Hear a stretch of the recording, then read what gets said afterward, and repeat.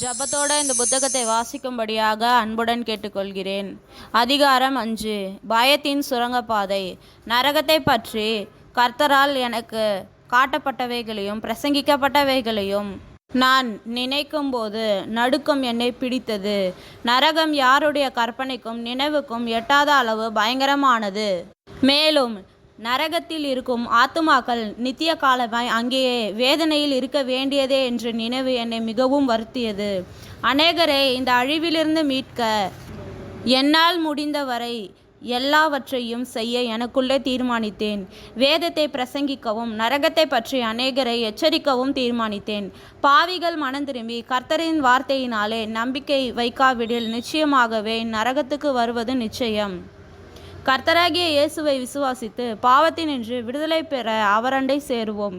யோவான் 3:14 அதிகாரங்களை வாசித்து பாருங்கள். இந்த சுவிசேஷ புத்தகத்தின் ஆரம்பம் முதல் இறுதி வரை வாசித்தால் நீங்கள் மரணத்துக்கு பின் இருக்கும் நித்திய ஜீவனை பற்றியும் மரண ஆக்கினியை பற்றியும் அதிகமாக தெரிந்து கொள்ளலாம். மேலும் இந்நூலை வாசிக்கும்போது கர்த்தராகிய இயேசுவே என் உள்ளத்திலே வாரும், என் பாவங்களார என்னை கழுவும் என ஜப சிந்தையோட வாசியுங்கள். ஆண்டவர் இயேசுவும் நானும் நரகத்தின் ஊடாக நடந்தோம். அதன் பாதை வெடிப்புகளால் ஆன வனாந்திர பாதையாகவும் இருந்தது. வழிநெடுக காணப்பட்ட குழிகளையும் காணும்போது என் மனமும் ஆவியும் சோர்ந்து போயிற்று. இருப்பினும் இன்னும் காண வேண்டியது அதிகம் உள்ளது என்பதை அறிந்தேன். என் மனம், இயேசுவே பலன் தாரும் என்று கெஞ்சியது. பின்பு கர்த்தர் என்னை வழிநடத்த அவருடன் சேர்ந்து நெருங்கி நடந்தேன். வழியிலிருந்து குழிகளிலிருந்து எழும்பிய நாற்றமும் அனலுருக்கமும் நெருப்பும் எனக்கு முன்னும் பின்னும் பக்கவட்டிலும் என்னை தாக்கிற்று.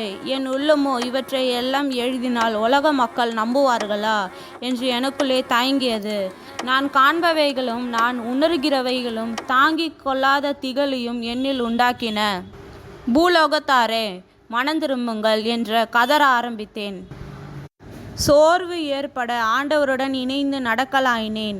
இந்நிலையிலே என் குடும்பத்தாரும் நண்பர்களும் எவ்வாறு இருக்கின்றன என்று சிந்திக்கலானேன். என் பழைய வாழ்க்கையையும் அதினின்று கர்த்தராகிய இயேசு கிறிஸ்து என் பாவங்களை மன்னித்து என்னை மீட்டெடுத்த அன்பையும் நினைத்து அவருக்கு நன்றி செலுத்தினேன். கர்த்தர் என்னை நோக்கி, இன்னும் கொஞ்ச நேரத்தில் நாம் ஒரு சுரங்கப்பாதையின் வழியாய் நரகத்தின் வயிற்று பகுதியை சென்றடைவோம். நரகம் கை கால்கள் விரித்து தன் முதுகுக்கு பக்கமாய் படுத்திருக்கின்ற ஒரு மனிதனைப் போல பூமியின் நடுமையத்தில் அமைக்கப்பட்டுள்ளது.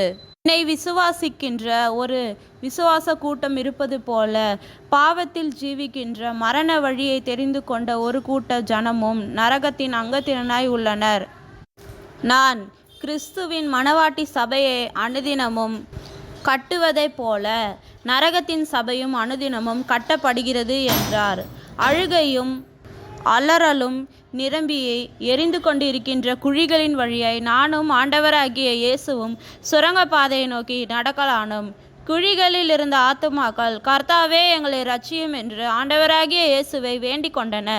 அவைகள் அவ்வாறு வேண்டி அழுது கொண்டு குழியிலிருந்து வெளியே வர முயன்றன. ஆனால் அவைகளால் வெளியே வர முடியவில்லை. என்ன பரிதாபம்! அவைகளின் வாழ்க்கை இவற்றாக முடிந்ததே என்ற பரிதாபம் எண்ணம் என்னை வாட்டியது. இவைகளை கண்ட கர்த்தரின் முகமும் வாடி இருக்க கண்டேன்.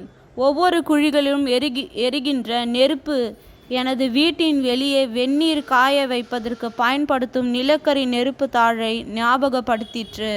இந்நிலையில் நாங்கள் சுரங்கப்பாதையின் வாயிலே நின்றோம். இந்த சுரங்கப்பாதை இந்த குழிகள் நிறைந்த பாதையை விட்டு வேறுபட்டதாகவும் அமைதி நிறைந்ததாயும் இருக்க என எண்ணினேன். என் எண்ணம் முற்றிலும் தவறு என்பது பின்பு அறிந்தேன். நாங்கள் நுழைந்தவுடன் தேவனை கண்டு பெரிய பாம்புகளும் பெருசாலிகளும் அநேக அசுத்த ஆவிகளும் ஒரு மூலையிலிருந்து மறுமூலைக்கு விரைந்து ஓடுவதை கண்டேன். பாம்புகளின் சீற்றத்தையும் பெருசாலிகளின் உருமல்களையும் கேட்க முடிந்தது. இந்நிலையில் எங்களை சுற்றி ஒரு விதமான இருள் காவியது. ஆனால் ஆண்டவராகிய இயேசு இருளிலே பிரகாசிப்பதால் அவ்வொளியால் அவரை இறுகி பற்றி கொண்டு நடக்கலானேன். அசுத்த ஆவிகளும் குட்டி சாத்தான்களும் சுரங்கப்பாதையின் வழியிலே அங்கும் இங்குமாக அலைகின்றதை கண்டேன். இவைகள் சாத்தான் கட்டளைக்கு இணங்கி பூமியிலே செயல்படுகின்றவைகள்.